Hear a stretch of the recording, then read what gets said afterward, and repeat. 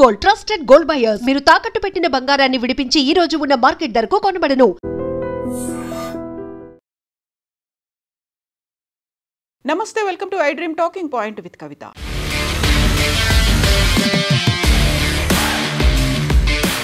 Saudi అరేబియాలో ఘోరమైనటువంటి అగ్ని ప్రమాదం జరిగింది. అది కూడా బస్సు ప్రమాదం. బస్సులో ఉన్నటువంటి 43 మంది ప్రయాణికుల్లో కేవలం ఒకే ఒక్కరు మాత్రమే ప్రాణాలతో బయటపడ్డారు. 42 మంది సజీవ దహనమయ్యారు. మక్కా నుంచి మదీనాకు వెళ్తున్నటువంటి ఈ బస్ డీజిల్ ట్యాంకర్ను ఢీకొనడంతో అందులో 42 మంది అక్కడికక్కడే సజీవ దహనమయ్యారు. అందులోనూ హైదరాబాద్కు చెందినటువంటి భక్తులే ఎక్కువగా ఉన్నట్టు సమాచారం. మొత్తంగా 42 మందిలో 21 మంది మహిళలు, 11 మంది చిన్నారులు ఉన్నారు. హైదరాబాద్కు చెందినటువంటి యాత్రికుల బృందం ఇందులో ఉంది. మల్లేపల్లి బజార్ ఘాట్కు చెందినటువంటి 16 మంది అందులో సజీవ దహనమైనట్టుగా తెలుస్తోంది. ఈరోజు తెల్లవారుజామున, అంటే భారత కాలమాన ప్రకారం 1:30 అది సౌదీల కాలమానం ప్రకారం 11:30 మధ్యలో జరిగినటువంటి ఈ అగ్ని ప్రమాదంలో మొత్తంగా ఎవరెవరిని ఎంతమంది ఉన్నారు అనేటువంటి గుర్తించలేని స్థితిలో కూడా మృతదేహాలు కాలిపోయి ఉన్నటువంటి పరిస్థితి. మక్కా నుంచి మదీనాకు వెళ్తుండగా ఈ బస్ అక్కడ ఆగి ఉన్నటువంటి ట్యాంకర్ను ఢీకొనడంతో తెల్లవారుజామున విషాదం చోటు చేసుకుంది. దీనికి సంబంధించి ఇప్పుడు భారత ఎంబసీతో పాటుగా ఎంపీ అసదుద్దీన్ ఓవైసీ, అలాగే రాష్ట్ర ముఖ్యమంత్రి కూడా అక్కడున్నటువంటి ఎంబసీలతో ఇప్పుడు టచ్లో ఉన్నారు. హైదరాబాద్కు చెందినటువంటి అల్ మీనా హజ్తో పాటుగా ఉమ్రా ట్రావెల్స్, ఈ 2 ట్రావెల్స్కి చెందినటువంటి ప్రయాణికులు, యాత్రికులే అక్కడ ఎక్కువగా ఉన్నట్టుగా తెలుస్తోంది. 2 బస్సుల్లో వాళ్ళంతా బయలుదేరారు. అందులో ఒక బస్ 43 మందితో వెళ్తున్నటువంటి ఒక బస్ అర్ధరాత్రి తీవ్రమైనటువంటి అగ్ని ప్రమాదానికి లోనైంది.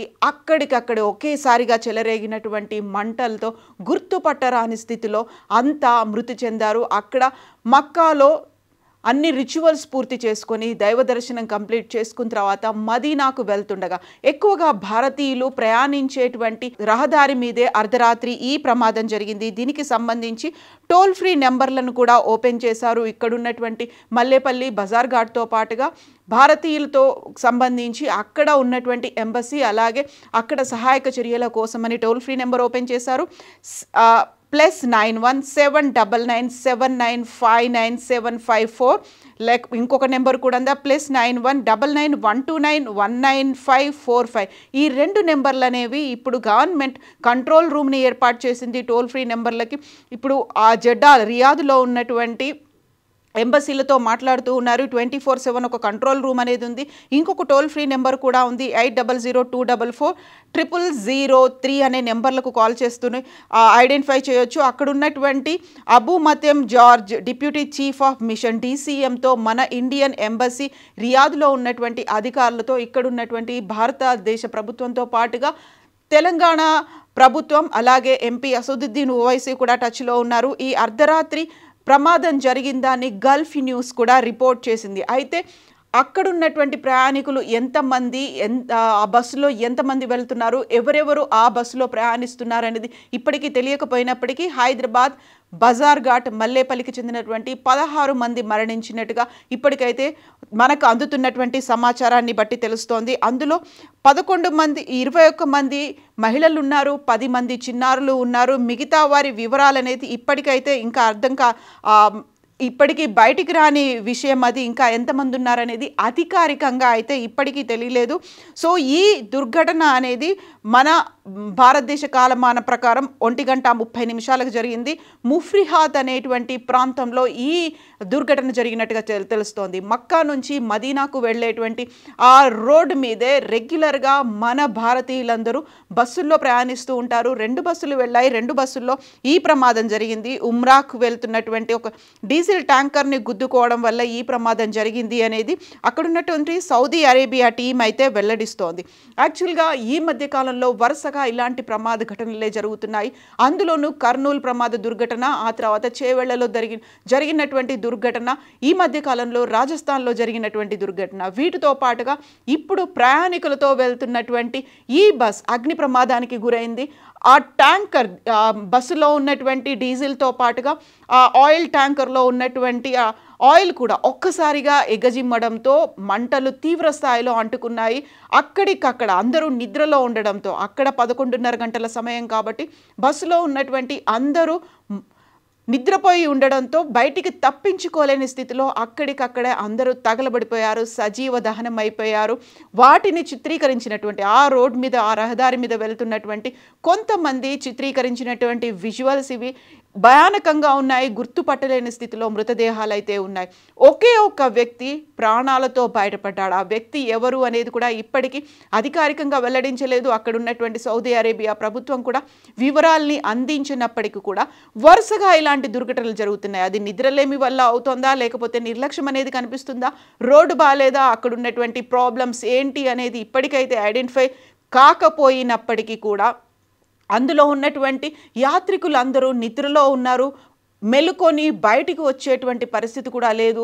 అంతా బ్లాక్ అయిపోయింది. బస్సు అంతా అద్దాలు కూడా పగలగొట్టుకోలేని, బయటకు రాలేని సిచ్యువేషన్ ఉంది. ఎమర్జెన్సీ డోర్ కూడా ఓపెన్ చేసుకొని బయటికి వచ్చేంత సమయం కూడా లేకుండానే ఒక కొల్యూడ్ అయిన వెంటనే బస్సులో ఉన్నటువంటి డీజిల్ ట్యాంకర్, ఆ తర్వాత ఆయిల్ ట్యాంకర్కు మంటలు విపరీతంగా అంటుకున్నాయి. కొలిషన్తో వచ్చినటువంటి మంటలతో ఒక్కసారిగా భీతావహ దృశ్యం అనేది అక్కడ కనిపించింది. బస్సులో ఉన్నటువంటి ప్రయాణికులందరూ హాహాకారాలు చేస్తూనే బయటికి రావడానికి చేసినటువంటి ప్రయత్నాలు, ఆర్తనాదాలు, ఈ నేపథ్యంలోనే నిద్రలోనే బయటికి రాలేని సిచ్యువేషన్లోనే అంతా మరణించారు. ఒకే ఒక్క ప్రయాణికుడు, ఒకే ఒక్క యాత్రికుడు మాత్రం బయటకు వచ్చారు. ఇక్కడ ఉన్నటువంటి 2 రెగ్యులర్గా ఈ ఉమ్రా యాత్రల కోసం హైదరాబాద్కు చెందినటువంటి ట్రావెల్ ఏజెన్సీ అయితే ఇక్కడ నుంచి పంపించే ఏర్పాట్లు అయితే చేస్తుంటాయి. వాటికి సంబంధించినటువంటి కంప్లీట్గా ఇన్ఫర్మేషన్ అయితే ఉంది. కానీ ఎంతమంది ఏ బస్సుల్లో వెళ్ళారు, 2 బస్సుల్లో అయితే వెళ్ళారని తెలిసినప్పటికీ కూడా ఒకేసారి 42 మంది సజీవ దహనం అవడం అనేది మనం గతంలో కూడా చూసాము. మన దగ్గర జరిగినటువంటి ఇన్సిడెంట్, జబ్బార్ ట్రావెల్స్కి చెందినటువంటి ఇన్సిడెంట్ 2013లో కూడా 40 మంది మరణించారు. ఇటీవల జరిగినటువంటి కర్నూలు దగ్గర దుర్ఘటన కూడా జరిగింది. అందులో 19 మంది మరణించారు. వీరంతా దైవ దర్శనానికి వెళ్ళారు. ఒక చోట అక్కడ ఉన్నటువంటి రిచువల్స్ అన్నీ కంప్లీట్ చేసుకున్నారు. అక్కడ ఉండేటువంటి కార్యక్రమాలన్నీ కంప్లీట్ చేసుకుని ఇంకో ప్రాంతానికి వెళ్తున్నారు. మక్కాలో కార్యక్రమాలు కంప్లీట్ అయిపోయాయి, మదీనాకు వెళ్తున్నారు. మదీనాలో కూడా తెల్లవారితే వాళ్ళు అక్కడ దైవ దర్శనం చేసుకోవాల్సి ఉంది. అక్కడ ఉన్నటువంటి రిచువల్స్ కంప్లీట్ చేసుకోవాల్సి ఉండే. బట్ అక్కడి దాకా వెళ్లకుండానే ఆ రాత్రే వాళ్ళకి ఒక కాళరాత్రి అయింది, అగ్ని ప్రమాదం జరిగింది, సజీవ దహనం అయిపోయారు. ఆ బతికి ఉన్నటువంటి ఒకే ఒక్కరు ఎవరు అనేది ఇప్పటికైతే ఇంకా అధికారికంగా తెలియకపోయినప్పటికీ బజార్ఘాట్ మల్లేపల్లికి చెందినటువంటి 16 మంది మరణించారు అనేటువంటి వార్త, వారి వివరాలను అయితే ఇక్కడున్నటువంటి ఈ 2 ట్రావెల్ ఏజెన్సీలు అయితే అనౌన్స్ చేశాయి. సో అర్ధరాత్రి పూట బస్సు ప్రయాణాలు చేస్తున్నప్పుడు చాలా జాగ్రత్తగా వ్యవహరించాల్సినటువంటి అవసరం ఉంది. ఎక్కడ ఏ చిన్నపాటి నిర్లక్ష్యం, అజాగ్రత్త ఉన్నా ప్రాణాలు పోతాయి. తిరిగి రానటువంటి ప్రమాదాలు, అందులోనూ తిరిగి రానటువంటి ప్రాణాలు ప్రమాదాల రూపంలో బలి తీసుకుంటున్నాయి. దానికి మరొక ఉదాహరణ ఇక్కడ జరిగినటువంటి ఈ ప్రమాదం అనేది. సో ఈ టోల్ ఫ్రీ నెంబర్లు అయితే ఉన్నాయి. వాటికి కావాల్సినటువంటి ఇన్ఫర్మేషన్ని, హెల్ప్ లైన్లని, ఆ తర్వాత తీసుకోవాల్సినటువంటి జాగ్రత్తలని బంధుమిత్రులకి సమాచారం అందివ్వడానికి 24/7 టోల్ ఫ్రీ నెంబర్స్, ఆ తర్వాత అక్కడ ఉన్నటువంటి ఎంబసీలో ఉన్నటువంటి నెంబర్లతో టచ్లో ఉండాలి అని, అప్రమత్తంగా ఉండాలి. ఎట్ ద సేమ్ టైం హైదరాబాద్లో ఆ మృతదేహాలను తిరిగి హైదరాబాద్కు తీసుకొచ్చేటువంటి ఏర్పాట్లు కూడా చేయాలి అంటూ తెలంగాణ రాష్ట్ర సీఎం రేవంత్ రెడ్డి అయితే అధికారులకి ఆజ్ఞలు జారీ చేశారు. ఆర్డర్స్ అయితే వచ్చాయి. ఫస్ట్ వారంతా ఎవరు అనేది ఐడెంటిఫై చేయాల్సినటువంటి అవసరం ఉంది. ఇప్పుడు DNA టెస్టులు అయితే చేయాల్సినటువంటి పరిస్థితులు ఉంటాయి. మృతదేహాలంతా గుర్తుపట్టలేని స్థితిలో కాలిపోయి ఉన్నాయి కాబట్టి అనివార్యంగా ఫోరెన్సిక్ టెస్టులు, DNA టెస్టులు చేయాల్సినటువంటి పరిస్థితి. కనీసం మాంసపు ముద్దలు కూడా మిగలకుండా మొత్తం తగలపడిపోయినటువంటి సజీవ దహనమైనటువంటి ఆ మృతదేహాల నుంచి మిగిలిపోయినటువంటి ఎముకలు కావచ్చు, లేకపోతే దంతాల నుంచి DNA సేకరిస్తారు. ఇక్కడ ఉన్నటువంటి బంధుమిత్రుల దగ్గర నుంచి, వాళ్ళ కుటుంబీకుల దగ్గర నుంచి కూడా అలాంటి శాంపిల్స్ సేకరించిన తర్వాత, ఆ శాంపిల్స్ మ్యాచ్ అయిన తర్వాతనే అక్కడి నుంచి డెడ్ బాడీస్ని ఈ కుటుంబాలకి అందచేస్తారు. అంత్యక్రియలు ఇక్కడే జరిపేలా ఏర్పాట్లు చూడాలని, అందులోనూ అక్కడి నుంచి తీసుకురావడానికి కావలసినటువంటి అన్ని చర్యలు చేపట్టాలి అంటూ జెడ్డా, రియాద్లో ఉన్నటువంటి ఎంబసీలకైతే భారతదేశ ప్రభుత్వం, అలాగే తెలంగాణ రాష్ట్ర ప్రభుత్వం కూడా కోరింది. ఎంపీ అసదుద్దీన్ ఓవైసీ కూడా అక్కడున్నటువంటి ఎంబసీ అధికారులతో అయితే టచ్లో ఉన్నారు. నిజంగా ప్రస్తుతం ఉన్నటువంటి సమాజం దేనికి ప్రయారిటీ ఇస్తుంది? ఆర్థిక సంబంధాల చుట్టూ మాత్రమే తిరుగుతోంది. మళ్ళీ ఎన్నికలంగానే చాలా విరక్తి కలుగుతున్నాం. మంచి అనిపిస్తుంది కదా, లేడీస్ కూడా ఛాలెంజింగ్ జాబ్స్ చేసినప్పుడు చాలా బాగుంటది. ట్రాఫిక్ అసిస్టెంట్స్ గా నియమించిన ట్రాన్స్జెండర్స్ అందరితో సాల్యూట్ చేయించుకుంటున్నారు. ఫుడ్ డెలివరీ ఇవ్వటానికి వెళ్ళినటువంటి డెలివరీ బాయ్ అనిల్ పై కళ్ళ ముందు